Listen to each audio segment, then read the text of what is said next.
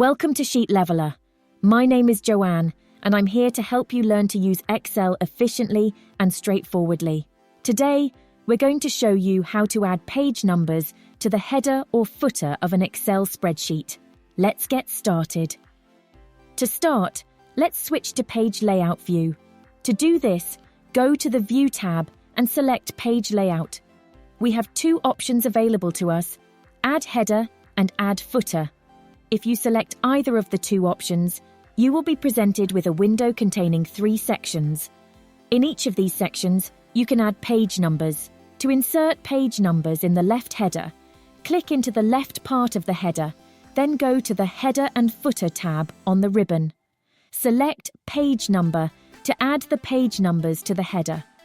In Excel, instead of displaying a number, a code is used to represent the data. If you click anywhere in the document, the header will display the page number of that location.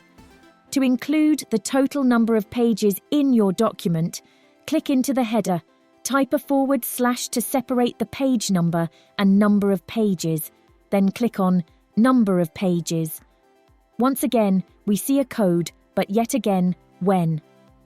We click outside the header area, and the page number displayed is followed by the total number of pages separated by a /.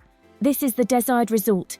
You can also make the same changes in the footer of the document.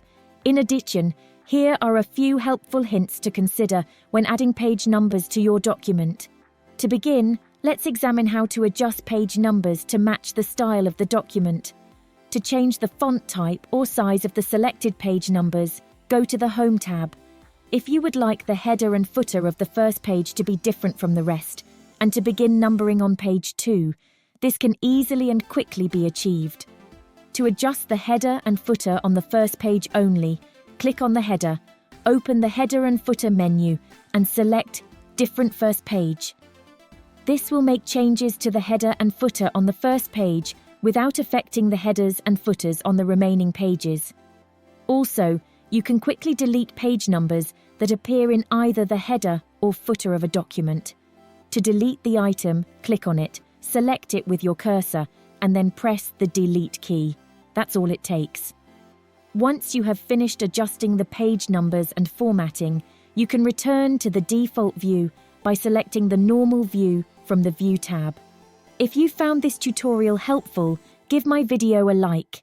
If this is your first time here, hit that subscribe button and join our online community.